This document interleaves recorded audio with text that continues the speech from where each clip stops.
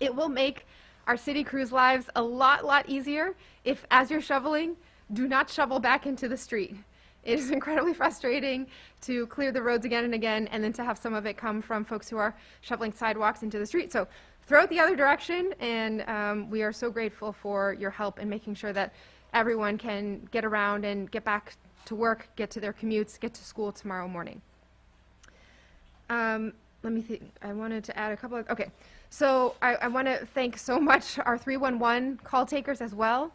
We are now seeing a very high call volume, and our 311 staff and neighborhood services and so many others, volunteers who have stepped up, have been taking calls for 12-hour shifts. They've already seen 1,200 calls come in just today.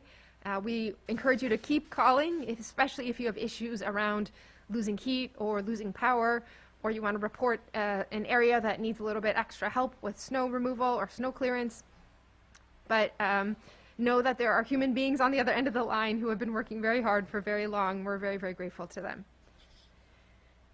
I want to ask everyone to be careful as well as you are shoveling. It's still very cold outside, and we want to encourage you to take your time, take care of yourself, watch for signs of overexertion or exposure to the cold. If you do feel any symptoms of chest pain, overexertion, call 911. We've had a couple scares so far already with EMS going in and providing support.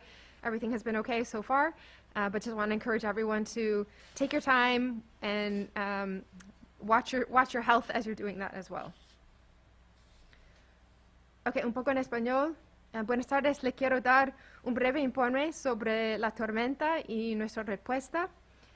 La nieve comenzó a caer alrededor de las 10 de la noche del viernes y continuó hasta las 9 de la noche del sábado. Recibimos un total de 23 pulgadas de nieve. Entonces fue una tormenta histórica. Empatamos el récord de mayor cantidad de nieve en un solo día y fue la séptima mayor tormenta de la historia de Boston. Esta mañana tuvimos una llamada con todos nuestros departamentos para informar sobre las operaciones de este fin de semana y planificar la semana que viene. La emergencia de nieve estará vigente hasta las 6 de la mañana del lunes.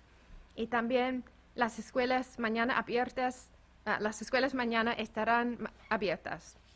Entonces estoy muy agradecida a todos los departamentos y todos los residentes para su colaboración, para su flexibilidad, y necesitamos unas horas para continuar estos esfuerzos, pero es un gran esfuerzo de toda la ciudad y gracias a toda la comunidad. Okay, at this point I will pass it over to our Chief of Streets, Yasha Franklin Hodge. Thank you, Mayor Wu. Hello, everybody. So my name is Yasha Franklin Hodge, Chief of Streets, and I want to start by saying how grateful I am to the exceptional teams at the Public Works Department. They have been working in staggered shifts since Friday night and will continue working straight through the weekend and into next week. Their commitment and their dedication to the city is what has made this snow response possible, and I am personally grateful, and the administration is grateful to that incredible effort that they've put in. Tackling an historic storm requires an incredible effort, and as much work has already been done, there is still more to do. So I'm going to talk a little bit about what happened yesterday and what's still ahead in the coming days. So the mayor already put the size of the storm into context, and I want to put a little bit of context about the size and nature of the response to that storm. So our snow emergency went into effect at 9 p.m. on Friday night. We've had our public works yards open continuously since Friday evening. By 5 a.m. on Saturday, we had 870 pieces of equipment on the road. By late morning, as the snowfall increased and the rates of snowfall increased, we hit a peak of 940 pieces of snow removal equipment out on the streets of Boston. For context, we would typically consider 800 pieces to be a full deployment, but it was with the help of our contractor that we were our contractors, I should say, that we were able to bring this record number of pieces of snow removal equipment to bear on the storm. Throughout the storm, we had inspectors and supervisors who were traveling throughout the city, monitoring conditions of the roadways, redirecting equipment as it was needed.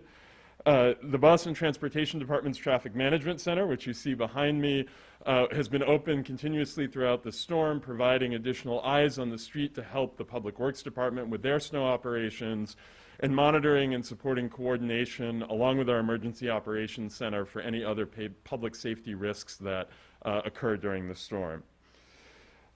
Friday night into Saturday morning, we were able to maintain pavement on many major roadways with the help of salt spreaders.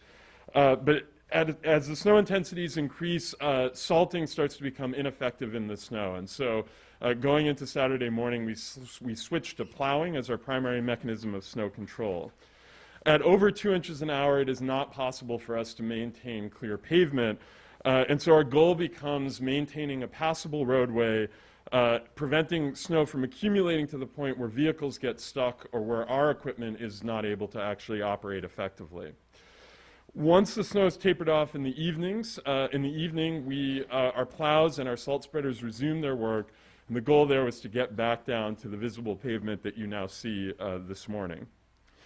The primary goal today is to widen the areas on roadways that are cleared. We have both for roads and our bike lanes, our goal is to push the snow as close back to the edge of the curb as we can. But that takes time, it takes multiple passes, and so that's really been the focus today. As we did in the previous storm earlier this month, we'll be deploying new, smaller equipment to assist in clearing curb cuts and crosswalks. Clearing curb ramps is legally the responsibility of property owners, but we do have limited capacity, and we're deploying it to assist those property owners, especially in commercial business districts and along key pedestrian corridors. Because of the magnitude of the storm, we are also taking the somewhat unusual step of conducting targeted snow removal operations along major arteries and key pinch points. We'll remove snow from the roadways, primarily using large snow blowers into trucks. Those trucks will take the snow to 9 identified snow farm sites around the city. Once there, we will wait for either Mother Nature or our snow melting equipment to melt the snow. These sites have been chosen so that the meltwater from the operation can be directed into our stormwater system and will avoid environmentally sensitive areas. The snow removal operation began actually just a few minutes ago, and we're expecting it to be conducted overnight into tomorrow. The mayor's decision to keep the snow emergency in effect until 6 a.m. tomorrow is extraordinarily helpful because it provides us a window of opportunity where we can have access to the curb to run those snow blowers along the curb line and get as much snow as possible off the street in that time. I know that that's a lot of detail, but I hope it's helpful just to give a sense of the timing and the cadence of a response for a storm like this. I'd ask residents, as we said, we are still working, so please respect the no parking snow emergency signs. That's going to be essential to give us access to the space we need to do our work. This work is going to be ongoing for days ahead. There is a lot of snow out there, and we should expect narrower than usual roads. So if you are driving, do so carefully. Leave yourself plenty of extra time to get where you're going. I want to just quickly say something about the MBTA. We have been in regular contact with the MBTA before, during, and after the storm. General Manager Poftak and I speak regularly, and we're doing our part to ensure that we're coordinating our public works snow efforts to make sure that the buses can continue to run reliably. I can say from personal experience yesterday that the T did an exceptional job during the storm of keeping those essential buses and transit lines operational. I'd encourage anybody who's taking the T to check mbta.com for any service updates. And as with every other mode of travel, leave yourself a little bit of extra time. Now that the storm has ended, it is the responsibility of property owners to shovel sidewalks adjacent to their property. A 42-inch wide path of travel is required so that people in wheelchairs can pass safely. Property owners are also responsible for clearing any curb ramps at sidewalks adjacent to their property. This helps keep people safe who are traveling by foot. The most important message I want everyone to hear, and this was said by the mayor already, but do not shovel or blow snow into the street. It makes our job much harder when you do, and much of that snow is going to get pushed right back up against the parked cars if that happens. Putting snow in the streets, it creates more work, and ultimately it creates a less safe street for everyone. So please, again, do not throw or blow snow into the street. The city will issue tickets that do not to properties that do not properly maintain their sidewalks. You can report unshoveled sidewalks to 311. We know that there is a lot of snow on the ground and that shoveling is a lot of work, but sidewalks are an essential part of our transportation system. School is open tomorrow, and if you do not clear your sidewalks, that means that kids, seniors, people using wheelchairs and strollers are forced to walk into the street. That creates considerable safety hazards, so we need everybody to do their part and keep those sidewalks clear for the people who need to use them. Please follow the rules on space savers. Any items left out on the street after 6 a.m. on Wednesday will be removed by the Public Works Department. Space savers are never allowed in the South End. We encourage residents to go to boston.gov/snow for additional details about what you can do after a storm. We have our winter weather preparedness guide that's available there in 10 languages. Thankfully, we're expecting warm weather towards the end of the week. This will help melt snow, but it may result in ponding if some of the catch basins where the water drains become blocked with snow and slush. If you see that happening, you can help by using a shovel to clear the catch basin, and if there's severe ponding, please call 311 so that we can get people dispatched to help.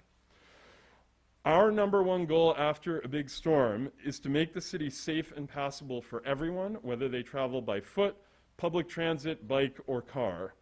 The city will continue to put our resources to that task, and we ask everyone to do their part to help keep our neighborhoods safe and open.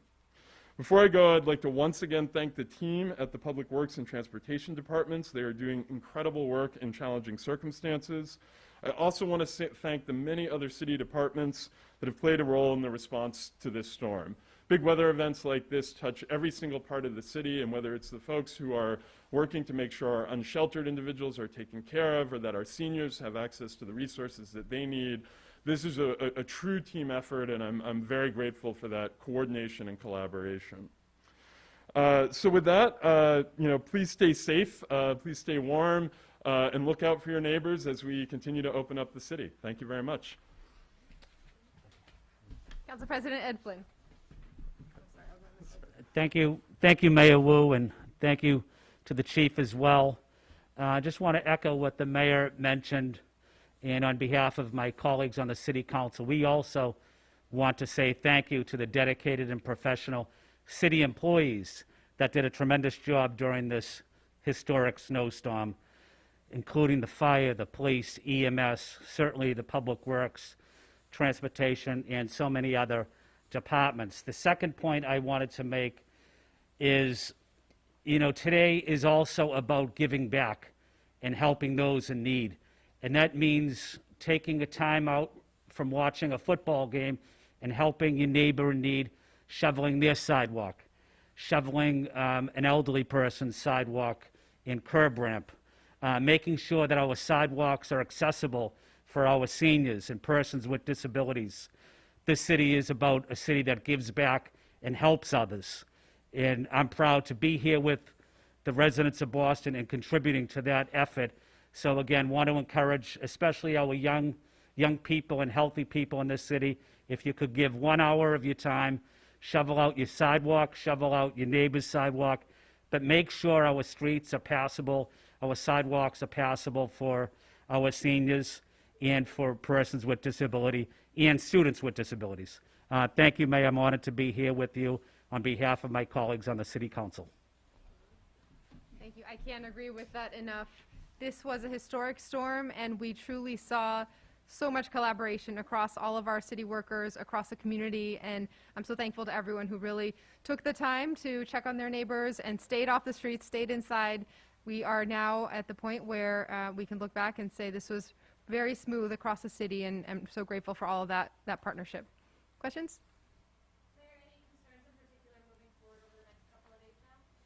It's going to continue to be cold for a little while, so unfortunately we won't get that higher temperature melting the snow just yet. And so I want to just again emphasize that as everyone is shoveling out, please take your time, be careful, watch for signs of overexertion. We do want to make sure that everybody is safe as we deal with the impacts of this. we're used to snow and storms up here in Boston, but this was a record-setting storm, and so it will be a lot of snow, and it's going to take us a little while. We want to make sure that everybody's watching out for each other. As we keep schools open, it may mean certain places that we want to make sure we're helping get those sidewalks clear for our kids to walk to school, or if you see someone needing to go around a snowdrift, please drive carefully so that you're always aware about what's happening as we continue to dig out.